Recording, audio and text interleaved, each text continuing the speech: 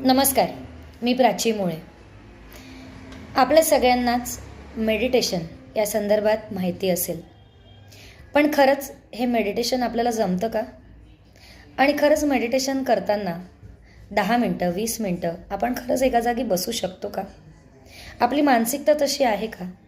या सगळ्या गोष्टींची एकदा पडताळणी करा आणि मग मेडिटेशन ही प्रोसेस आपण सगळ्यांनी शिकायला हवी. बरेचदा अगदी छोटीशी क्षुल्लक गोष्ट झाली की आपण डॉक्टरांकडे जातो आणि त्या गोष्टीचं निदान करून 2 गोळ्या घेऊन येतो, पण आपल्याला तात्पुरतं बरं वाटतं. शरीराचा मनाशी खूप जवळचा संबंध आहे. या दृष्टीने कधी आपण विचार केला आहे का? आपण गोळ्या घेतल्यावर 2 दिवसांनी आपल्याला बरं वाटतं, पण त्यानंतर कधीतरी तो त्रास पुन्हा उलटतो.